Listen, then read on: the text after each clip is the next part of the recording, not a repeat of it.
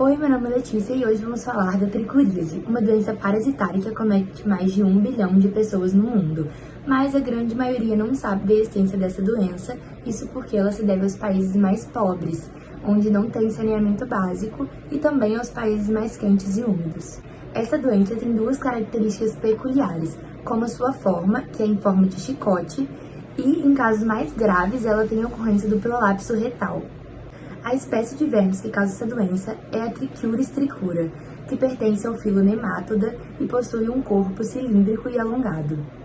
O macho possui a extremidade posterior do corpo bem curvada e já a fêmea possui essa extremidade reta ou levemente curvada.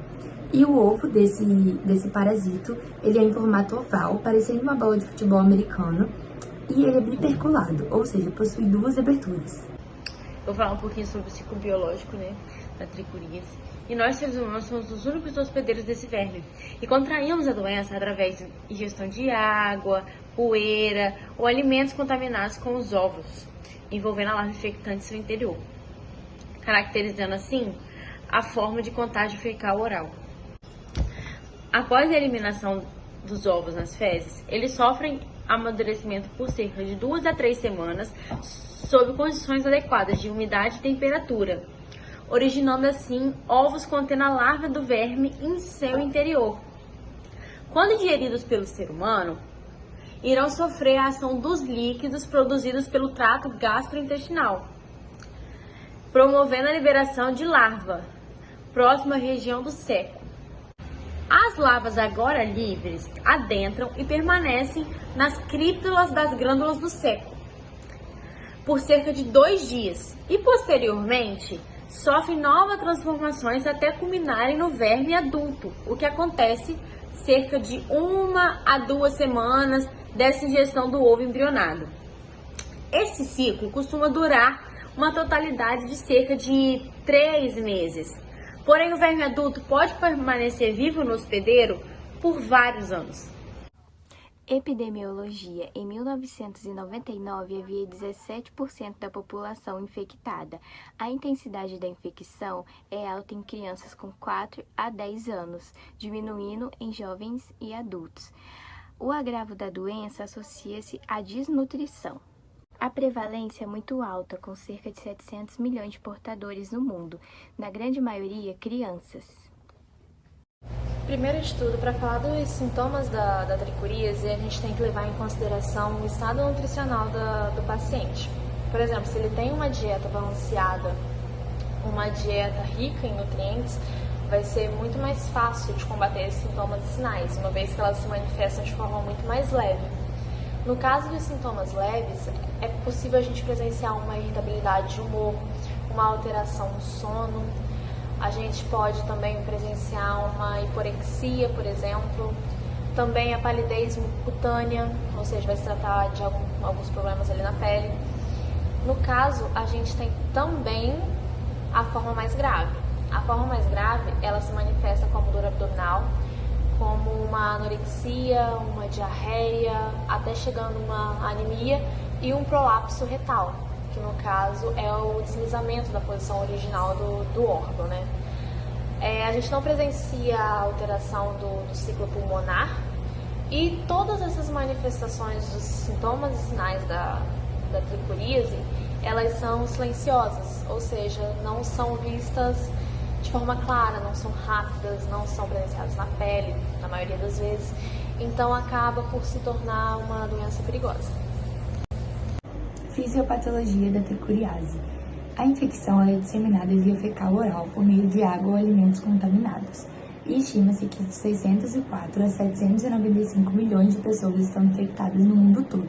A presença de vermes na mucosa intestinal causa um aumento de muco, de escavação do epitélio e infiltrações de células mononucleares, o que caracteriza um processo inflamatório que só se torna sintomático com um grande número de vermes. Em caso de infecção intensa, os parasitas se estendem por toda a parede do intestino, o que causa sangramento, ulcerações e dor abdominal. Devido a isso, com o aumento da permeabilidade intestinal, ocasiona o quadro desentérico, que é uma diarreia com presença de muco e algumas vezes sangramento, dor abdominal com tenismo. Esse quadro, somado pela falta de apetite com aumento da TNF-alfa causa anemia, desnutrição e comprometimento do desenvolvimento físico e cognitivo. Para finalizar, com a evolução do sangramento na mucosa intestinal, desencadeia para um quadro de tricuriase grave, onde resulta num prolapso intestinal, que ativa o reflexo de defecação mesmo com a ausência de fezes. E como é feito o diagnóstico dessa parasitose? Ela pode ocorrer de duas maneiras diferentes, forma clínica e forma laboratorial.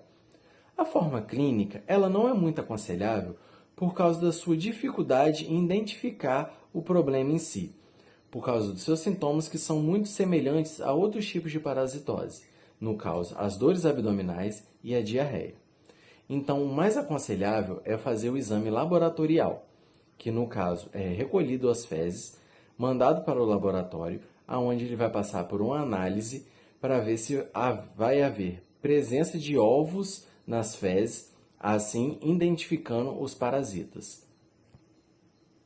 Assim, após identificar o tipo de parasitose, como é feito o tratamento dela? O tratamento dela é através de dois medicamentos muito famosos, que é o mebendazol e o albendazol.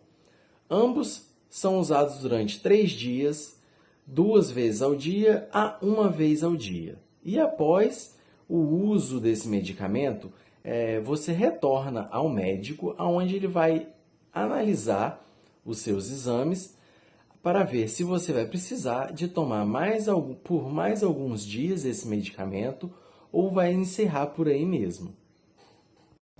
Agora, para falar um pouquinho do controle e da profilaxia da tricuríase, a gente precisa lembrar que ela é uma infecção por larvas que acontece de forma fecal-oral, ou seja, as fezes de humanos contaminados chegam até, seja por esterco humano utilizado na plantação, seja por algum outro meio que essa larva tenha chegado, ela é uma infecção que acontece basicamente por falta de medidas de higiene, ou seja, para combater isso é necessário, primeiro,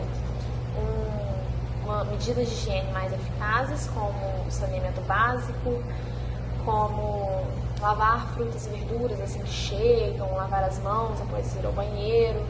Tudo isso faz parte de um meio de combater a tricuríase e as larvas que causam essa infecção.